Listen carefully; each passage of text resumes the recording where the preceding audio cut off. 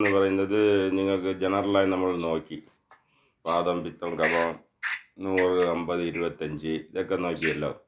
ഈ വാദത്തെ ഇനി പിരിച്ച് അതൊന്ന് ഡിവൈഡ് ചെയ്ത് ക്ലാസിഫൈ ചെയ്ത് നോക്കുകയാണ്. ക്ലാസിഫിക്കേഷൻ ഓഫ് വാദ. അപ്പോൾ ഇവിടെ ക്ലാസിഫിക്കേഷൻ ഓഫ് വാദ നോക്കുമ്പോൾ നമ്മുടെ യോഗയിലും ആയുർവേദത്തിലും ഒന്നായിട്ടാണ് വരുന്നത്. യോഗയിലും ആയുർവേദത്തിലും ഒന്നായിട്ടാണ് വരുന്നത്. ഈ വാദം എന്ന് വെച്ചാൽ നമ്മൾ വന്ന് പഞ്ചപ്രാണൻ എന്ന് പറയാണ്. പഞ്ചപ്രാണൻ എന്ന് പറയുമ്പോൾ എന്ന് വെച്ചാൽ പ്രാണൻ, അപാനൻ, ഉദാനൻ, വ്യാനൻ, സമാനൻ എന്ന് പറയുന്നുണ്ടല്ലോ. ഈ പ്രാണന് തന്നെ ആയുർവേദത്തിൽ വാദം എന്ന് പറയുന്നത്.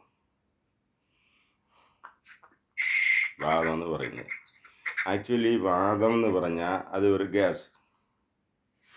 വാദം എന്ന് പറഞ്ഞാൽ മലയാളത്തിൽ ശരി അത് ഗ്യാസ് എന്നാണ്. അപ്പം ഇങ്ങനെ എന്തെന്ന് വെച്ചാൽ പ്രാണന് നമ്മൾ വന്ന് ഇവിടെ പറയുന്നത് യോഗയിൽ പറയുന്നത് ഇവർ വന്ന് ഇങ്ങനെ പറയാൻ കാരണം എന്തെന്ന് വെച്ചാൽ ആക്ച്വലി പ്രാണൻ വന്ന് വായു രൂപത്തിലാണ്.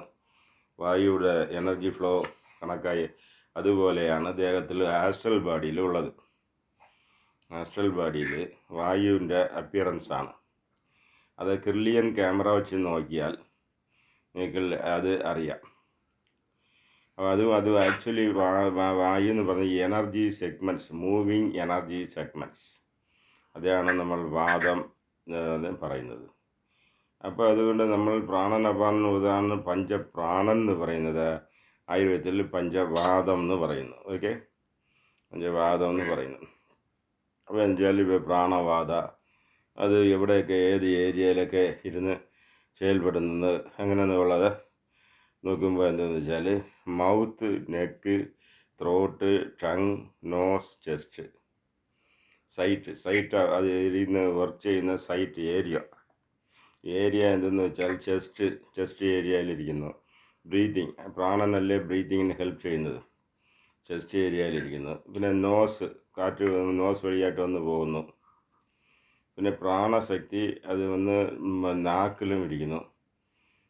ത്രോട്ട്, നെക്ക്, മൗത്ത് ഇതര സ്ഥലത്തും ഇരിക്കുന്നു.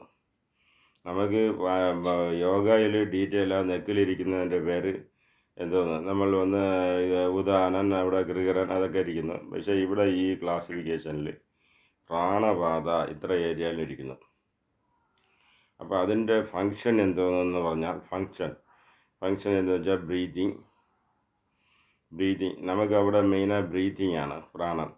അതുപോലെ ഹാർട്ട്, ലങ്സ്, സ്പ്ലീന്, തൈമസ് ഇതിനൊക്കെ എനർജി കൊടുക്കുന്നതാണ് യോഗയിൽ വന്ന് പ്രാണശക്തിയുടെ പേര്.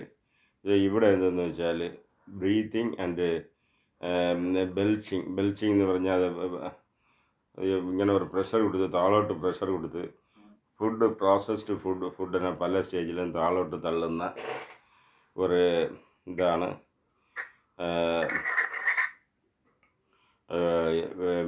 അതിൻ്റെ ഡ്യൂട്ടിയായിട്ട് പറയുന്നത്. ഓക്കെ, അതിൻ്റെ അടുത്ത് വന്ന് ഉദാനവായു നമ്മുടെ പുറത്തുള്ള യോഗയെ പുറത്തുള്ള നെക്ക് പോർഷനിലാണ് ഇരിക്കുന്നത്, കഴുത്തിലാണ് ഇരിക്കുന്നത്. ഇവിടെ അങ്ങനെയല്ല. Site umbilical navel area, chest, നെഞ്ച്, അടുത്ത് വന്ന് ത്രോട്ട് ഏരിയ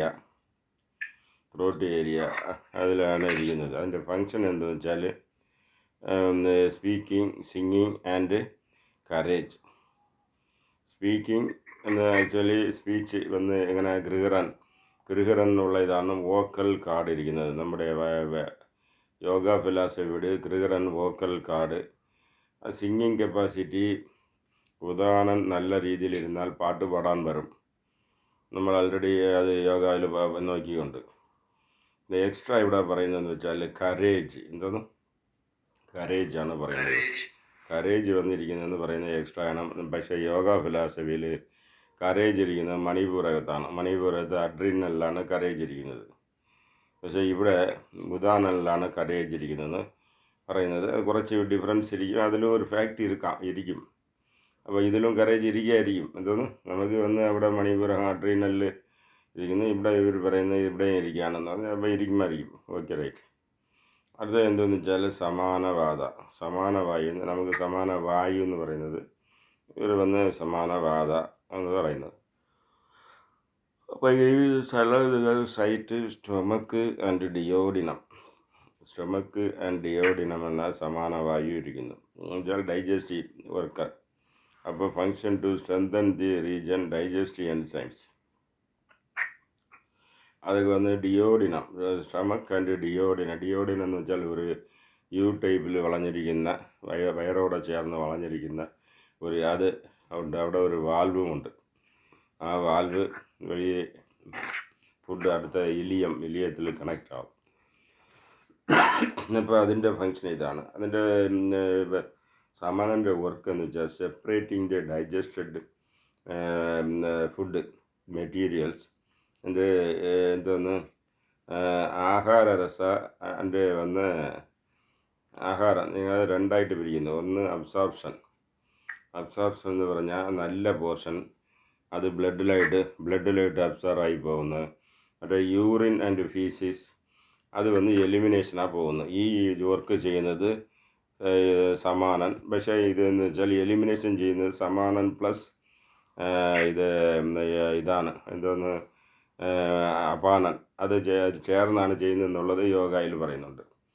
ഒരു വെറും സമാനൻ വന്ന് digestion and absorption, urine and faeces പുറത്തുള്ളത് സമാനൻ പ്ലസ് അപാനൻ ചേർന്നാണ് ചെയ്യുന്നതെന്നുള്ളതാണ് യോഗ ഫിലോസഫിയിലുള്ളത്. രണ്ടേയും കമ്പൈൻ ചെയ്യുമ്പോഴാണ് നമുക്ക് ഒരു ഫുൾ ഐഡിയ കിട്ടും.